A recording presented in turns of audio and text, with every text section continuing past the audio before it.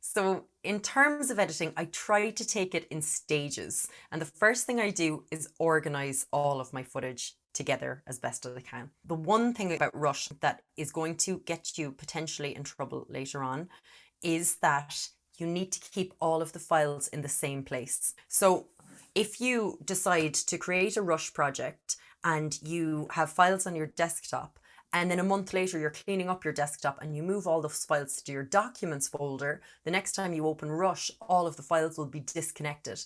So Rush isn't actually taking in files and duplicating them or anything like that. What it's doing is it's just a directory. It's directing to where the files are. So the project files of Rush are quite small because they're just like a yellow pages to where your files are, but that means that you need to keep the files in the same location.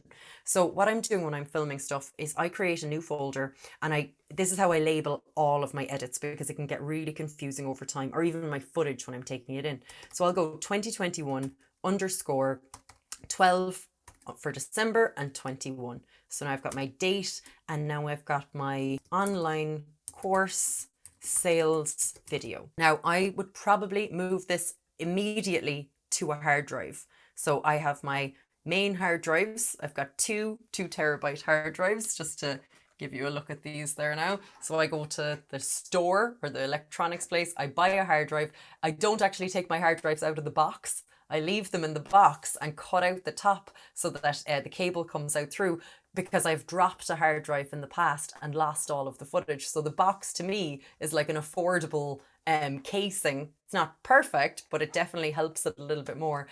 And then this is a 2 terabyte hard drive, and they're about €60. So I have one of these. I'll fill a lot of footage will fit into 2 terabytes. Like I'll get a good few months out of it, and I'm making videos all of the time. But what I do then is I buy another hard drive, which is exactly the same. And then that's my duplicate of hard drive one. So that if I do drop hard drive one, then I've got hard drive one backup to rely on.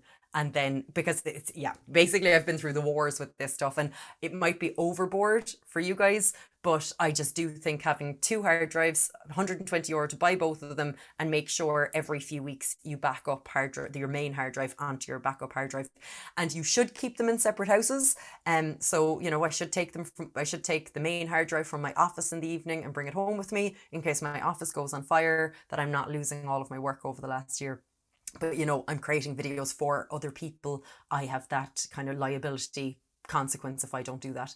But for now, I'm just going to leave it on my desktop and assume that that's where it's going to live until I need it again. Then I'm going to move in my A roll, which I recorded earlier. I'm going to go back to my plan and look at my plan and say, okay, fade in inspirational music. So I'm going to go and try and find some inspirational music. Just going to try and get everything that I can into this file folder now and see if I can put the edit together. So YouTube audio library, and go for attribution not required, so I don't have to thank the author, and go for mood inspirational. Try it, I guess, and listen to the first few seconds. Too slow. Too weird. Future. Too Icelandic.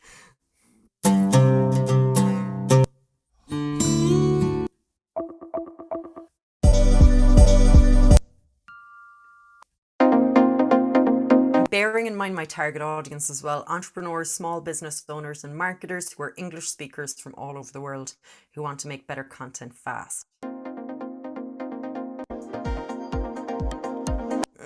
I don't love it, but it's okay. So I'm going to put it into my maybe option and click download.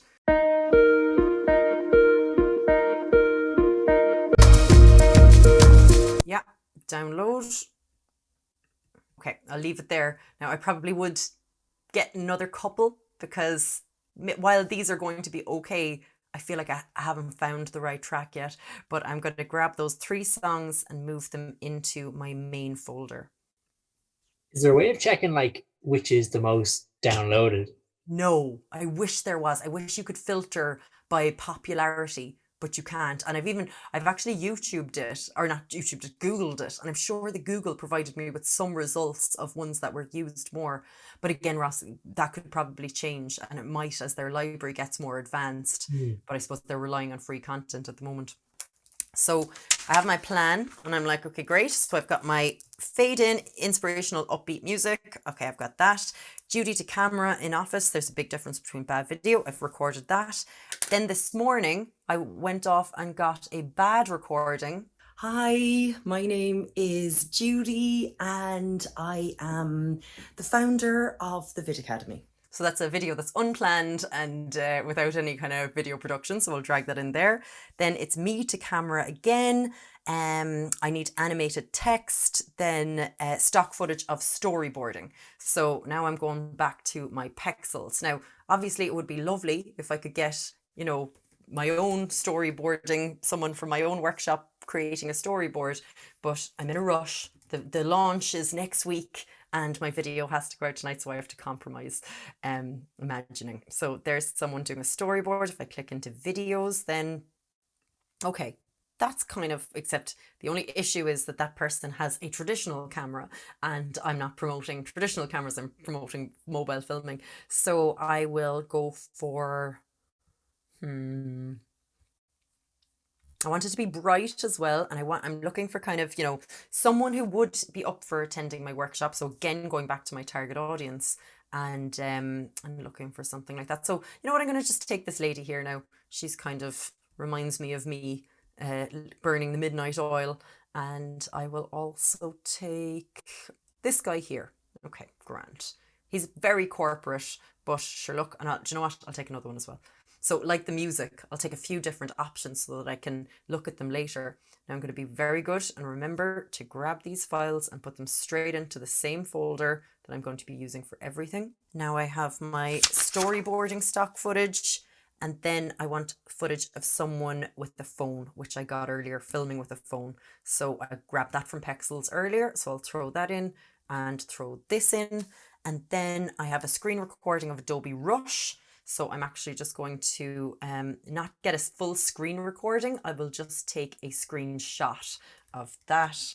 So I'll just do the snipping tool or Command Shift 4 and just grab a picture of that. And then also I said something about the Vid Academy website sign up. Now, I wouldn't be this good all the time, guys. I'm looking like I'm really organized. Usually I just start with my A roll and then try and pull everything together. But what I'll just do now is just take a screen recording or a screenshot of this part of the site and then go to the bottom and take a screenshot of the stay up to date part. Great. Okay, then I will just grab all of these files. Sorry, this camo recording is probably not supposed to be there. And I will also keep my plan in that folder as well. And then in this other folder, I have other edit elements. So I just have a sound effect and my icon logo as well, which I kind of keep on my desktop because I'm constantly bringing those into new different projects. So if I just open this project folder here now, I've got 2 of the music files. There's the third one. I've got me with my bad video, me with my good video, and then I've got my stock footage kind of all together in there, the screenshots of my site and another stock footage file. So, I've revised the plan now. I'm happy that I have everything I need to start the edit, but sometimes I'd be kind of leaving the program and going back to Pexels and back to different programs and stuff. But I just, once I get into Rush, I'd like to kind of stay in there for the purpose of the workshop. So the next thing I'll do is add, trim and adjust the A roll.